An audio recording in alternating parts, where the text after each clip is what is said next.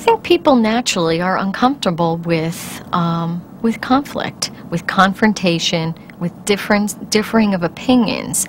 To a great extent, we're all more comfortable when people agree with us. But that breeds stagnation. I mean, if you don't have difference of opinion, how do you come to something that's better?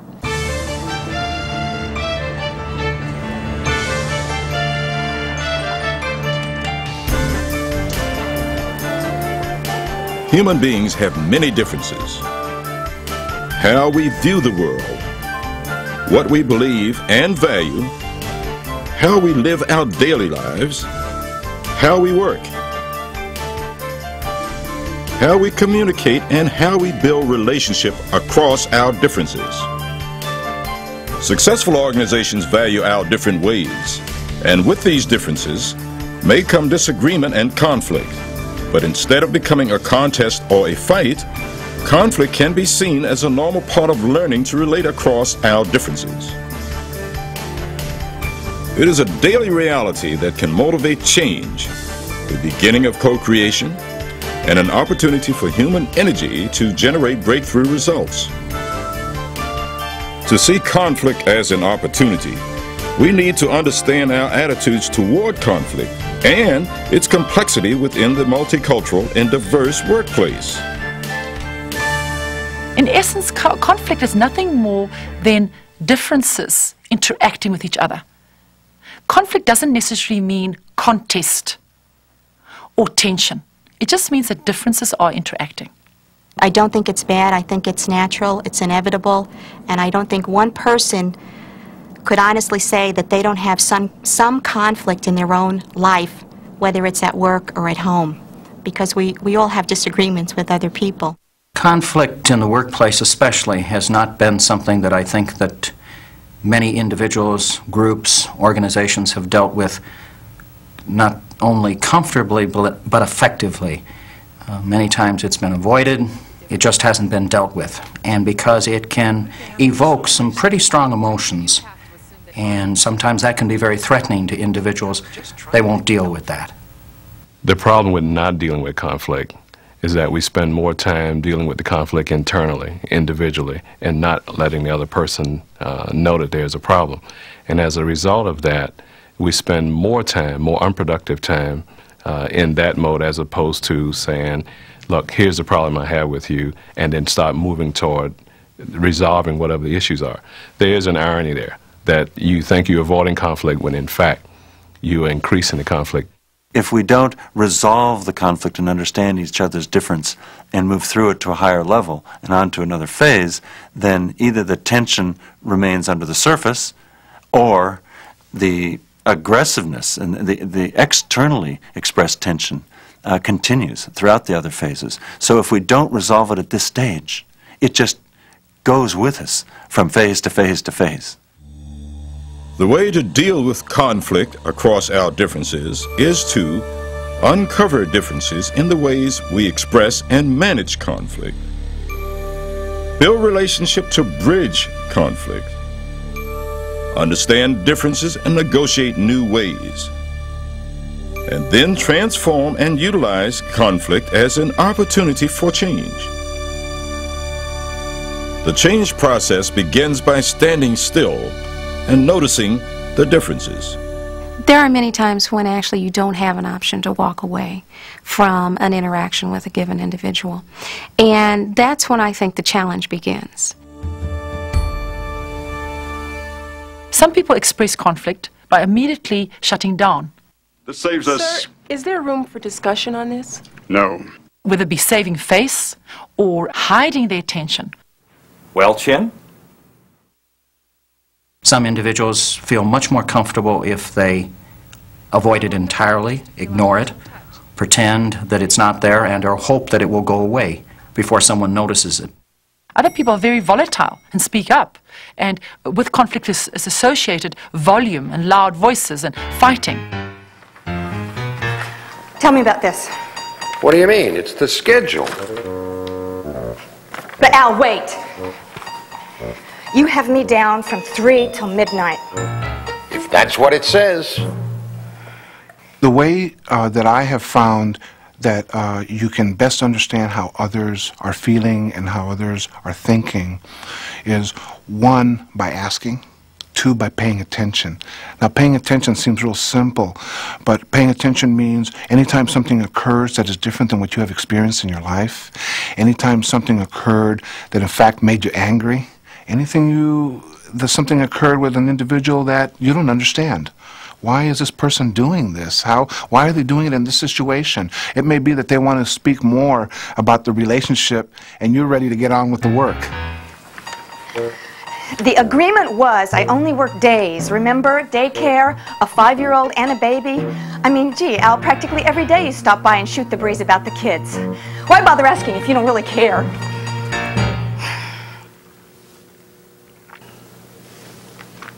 I'm sorry.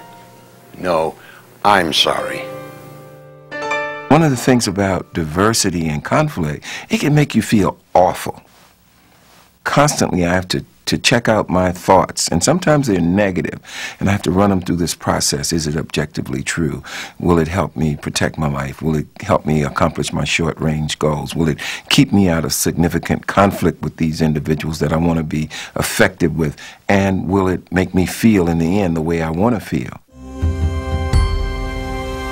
Most intercultural or multicultural conflict takes place between two people, one of whom has more power than the other, with an unequal power difference. So that makes multicultural conflict and mediating multicultural conflict very, very volatile. Forcing the person to agree with you is one quick solution and usually ends up with a win-lose situation and is not successful. Win-lose options turn into lose-lose options. The only acceptable solution is a win-win option where you find a solution that works for both people, in which both parties or groups can win. That is the only successful and long-term positive way to mediate multicultural conflict. Conflict has an irrational component to it, because what you're really saying when you become irrational around diversity is that my way is the only way, my way is the best way, and therefore somebody else doing something differently is necessarily the wrong way, and therein lies the conflict. Bad conflict, in my opinion, is when we're attacking one another. And it won't take long before the dominant individual will suppress the other individual, and then no learning really take place. And you go away from that not either learning or not being productive. And I think in a lot of organizations that happens. The earlier the communication occurs, the better. Because when two people start out, they're like this, working together. The issue occurs and they start to break apart. The longer they go without communicating about it, the further apart they get, the harder it is to bring them back together. Timing is crucial. That was great work you did in there. Oh, yeah, man. You made it easier on all of us. Well, thanks. I appreciate that. I see all the caffeine regulars are here. Hope you saved me the bottom of the pot. Well, better get back to it. Yeah, me too. See ya. And again, thanks. Was there something I said? Actually, I'm glad to have you alone for a minute. I want to let you know how much I appreciate all the work you did on that presentation just now. Without you, we would have taken a real loss. I don't need to tell you what that would have cost us. Well, thanks. Listen, I have a phone appointment at 4. I better get going.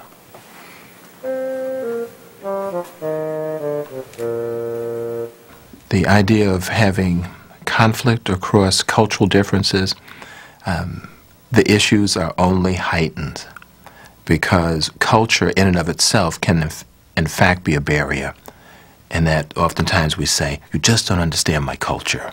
Yeah, thanks a lot, Ted. He always does that. Waits until there's no one around to tell me what a fine asset I am to the company. I don't trust that. Hey, if you're not willing to say it in front of witnesses, for all I know, it's empty air. I used to have this boss. He used to call everybody into the room whenever he praised someone. Phew, made me squirm. I make a real point of maintaining one-on-one contact with my people. find that people want to be recognized in different ways. Some folks like public recognition, others don't. They find it embarrassing. And so I think it's important to kind of share with the individual, or at least request from them, how they would like to be recognized. And then it takes the mystery out of it. I think one thing that makes my job easier in the position I'm in is to ask questions. Then I don't have to waste a lot of time and make a lot of wrong decisions around how to have a positive, which is recognition and rewards, turn into a negative because it wasn't handled right. We have to ask sometimes the simplest, the most mundane of questions, and the person on the receiving end of that will understand that you're genuine in your effort and will help us to overcome the cultural issues that get in the way. A lot of it has to do with misunderstandings and people not being able to really communicate effectively and explain what they're saying and why they're saying it, or whatever the issue is that they have a disagreement about with someone else. And a lot of times motives are assigned to people in terms of justifying a behavior, explaining a behavior, and very often when you talk to both parties separately, those motives are not the motives. A lot of times it's just simply a misunderstanding, a failure to communicate, a failure to understand each other. Everyone is not as comfortable with the same level of communications. I told you 25 years ago that I love you, and that should be enough. We have had to reinforce with one another and with members of the team what the basis of the relationship is, and that helps us as different items come up that will be differences when your position is in favor of something and my position is against something. We have to be willing to communicate. We have to be willing to talk about it. And there have been things, certainly, that we have had some differences about us. Well, better get back to it. No, wait. I want everyone to hear this. Richard, I was very impressed with the presentation that you made just now. Your contribution made all the difference. Maybe later we can sit down and talk about some of the details. I've got some ideas that may make it even better and could save you some time in the process. Well, thanks. I really appreciate your support. And I'd love to talk to you later. You were great. Oh, yeah, man. Especially the way that we got into communicating. A lot of confidence.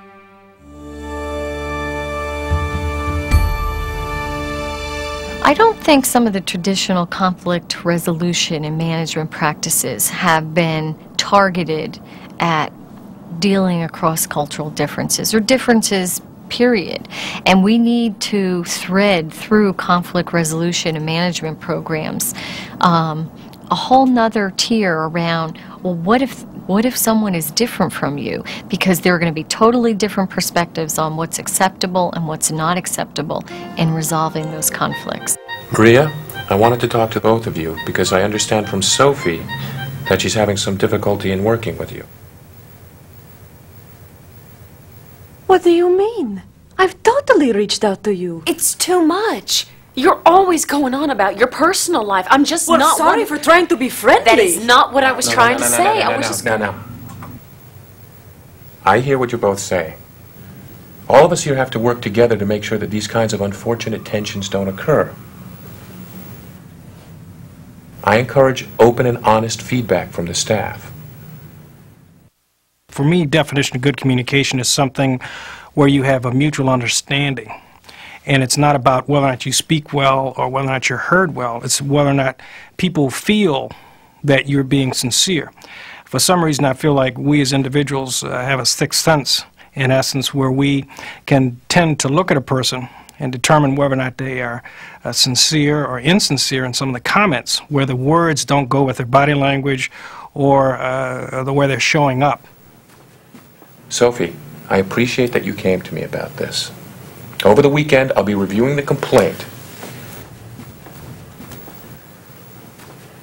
All of us need a couple of days to get some perspective on this.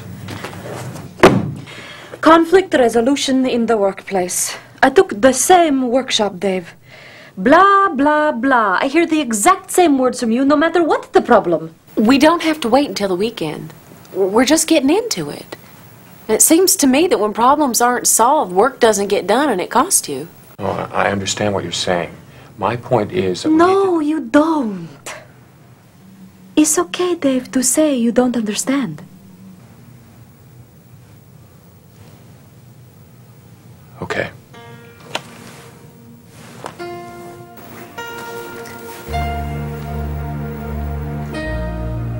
So let's talk. It's not about being friends. I'm just not used to people talking about such personal things. It makes me uncomfortable. I think it does go back to communication skills and having the skills to be able to really talk about an issue openly, objectively, without finger pointing, without blaming, and really get what's ever out there on the table. And it has to do with trust, and it has to do with the feeling of being able to be open. If you're willing to risk vulnerability and expose yourself, then I can do that as well. If you're willing to share with me your uncertainties, your discomfort, then I know that there's room for me to do the same. In my mind's eye, behavior cues behavior. There is a dual responsibility. Anytime there is conflict between people, there is a dual responsibility. Oftentimes we look at, when there is an issue or a problem, we look at one person, you caused the problem, when in fact there's a dual responsibility, and that is that if you are causing some sort of an issue or problem, I need to let you know. So there are two people responsible. Relating with others is often more difficult, primarily because we don't know where we stop and where they begin. You have to understand what your own biases and your isms and all those other subtle prejudices are that are operating within you, that you grew up with and you probably don't even recognize. You've got to get a handle on those and understand the impact they have on your relationship with another person. When you do that, then you'll be able to figure out if you're having a conflict with someone, why, whether it's you or whether it's them. If it's you, you've got an opportunity to change that. If it's them, you have an opportunity to figure out whether or not in this business relationship, whether you can go forward and work through that conflict as you have to, or whether it's somebody you don't have to deal with and you can walk away. Conflict in and of itself is not bad. In fact, conflict is, and it's how we deal with it that makes it either productive or unproductive.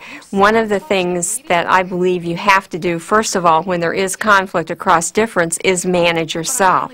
And that's a skill that we've been trying to teach through our education program, the skill to manage your own emotions and manage your behavior first before you actually react to another. If I have explored really and truly how I believe and what I do think is crucial, and I'm faced with that situation, then I'm okay. I'm okay. My compass is there and I can follow it, and I can weigh the pros and I can weigh the cons and I can listen. You know, I can listen to what's happening and not feel that I have to overpower them with my own, speaking and so forth. And I can work through to a solution. And the important thing through so much of that is that the focus stay on what is the problem we're addressing. Less heat between me and the person I'm working with, and more direction on what is the issue we're dealing with, how do you and I work this issue. Bicultural people can sometimes play a key role in bridging the gap between two cultures. If those employees are not able to do that, leadership has to have the skills to bridge cultural gaps. Conflict can tell us there's a tension, and we need to pay attention before this tension blows up. Conflict can also tell us that, wait a minute, maybe a change is needed. And the challenge here is not so much the conflict. The challenge is, how am I going to manage this conflict?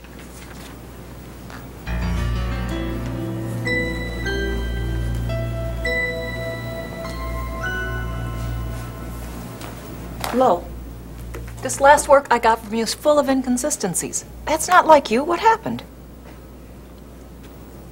Not my program. They don't give me what I need.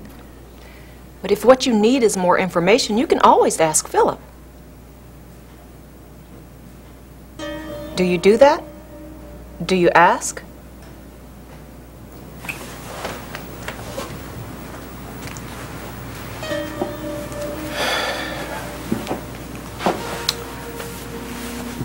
There have been tensions in the group.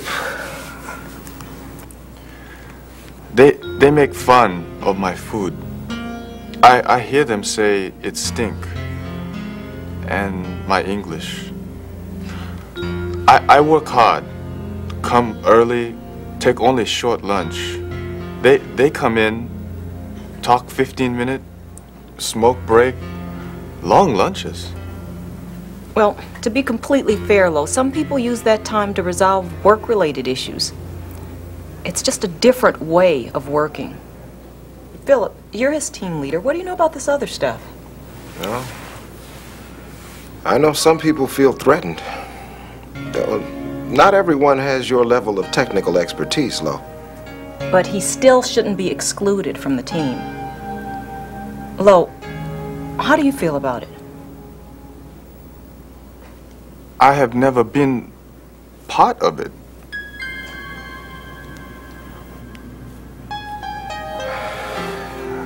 I hate to admit this, but that really has been the case. Look, I'm sorry, Lo. Why don't we set aside some time next week in the staff meeting and deal with this? Oftentimes we take a look at how we differ, but if we can also see that in all of our differences we do share things in common, and that can be a rallying point to do our work, to go for our goal as a team.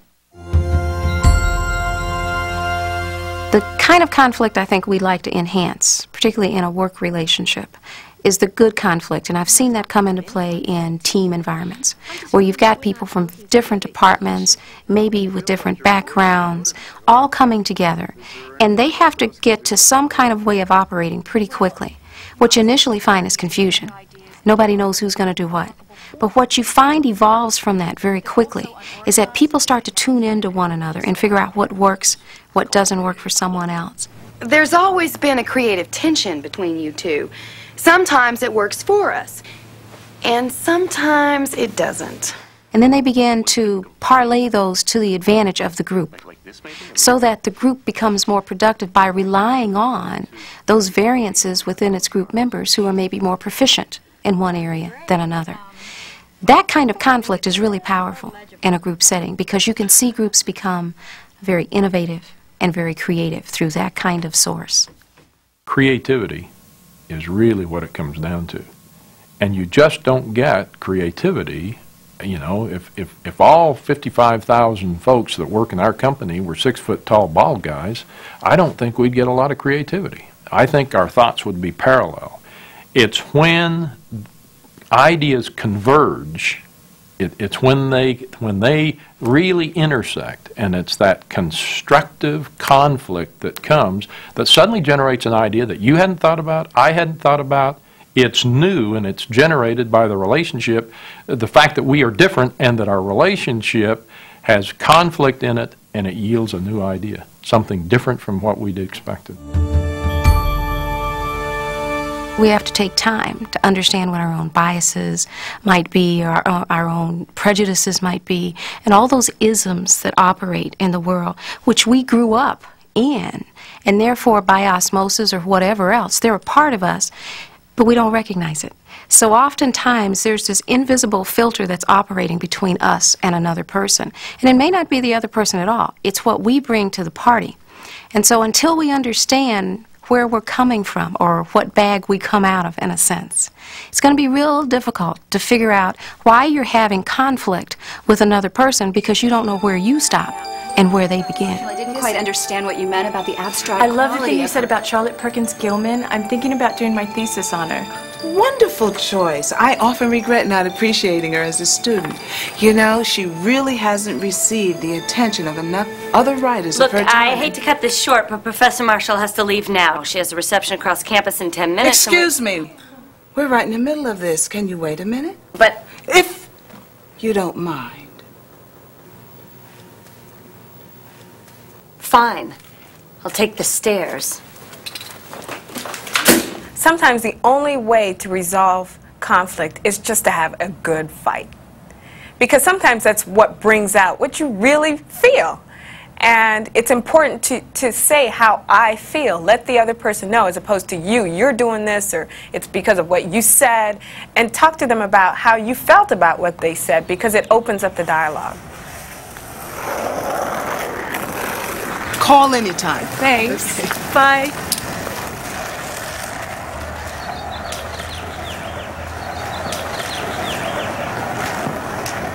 I ran against a prejudice that quite cut off the view. I studied Charlotte Perkins Gilman, too. And here's what I think. I think that you think that I'm some rich, privileged New York Jew with an attitude. Well, my parents were working class, and I'm still paying off my college loans, and I work really hard. If I seem pushy, it's not because I have an attitude. It's because, well, it's my job to keep you on schedule. And I'm pretty careful about my work, okay? All right. I'm sorry. It is your job. Guilty as charged. Pretty much. Yeah, well, I guess I made some assumptions, too. Yeah? I've read all your books, you know, and I really admire your work. And you assume that I'm some wise, warm, strong African-American woman, as all-knowing and wise as my writings. Yeah, pretty much. When we start talking about each other's oppressions, it's easier to understand each other. Come on. We don't want to be late, do we? Managing conflict can really help people in terms of building relationships, because once you've dealt with an issue, sometimes a very difficult issue, and you've come through it, generally the two people have grown closer together just by process of having to deal with this difficult issue. And that's how relationships get built. People that culturally, educationally, by background, by age, by whatever makes them different, when they come together, the richness that'll come in innovation and creativity from different perspectives can be a wonderful byproduct. You just have to learn how to manage through that process called I don't exactly see eye to eye, and that's what you call the conflict. And if you can manage through that and learn how to listen and manage that conflict, the end product is well worth waiting for. Conflict is the most critical phase in building an effective and authentic relationship. It is the moment at which we feel the discomfort of our natural differences. We can learn to recognize the early signals of conflict and uncover differences in how we express and manage it in a multicultural and diverse workplace. Build relationships to bridge conflict by understanding differences and negotiating new ways. And then transform and utilize conflict as an opportunity for change. By leveraging the gift of our differences and our ability to co-create, we release the full power of our human energy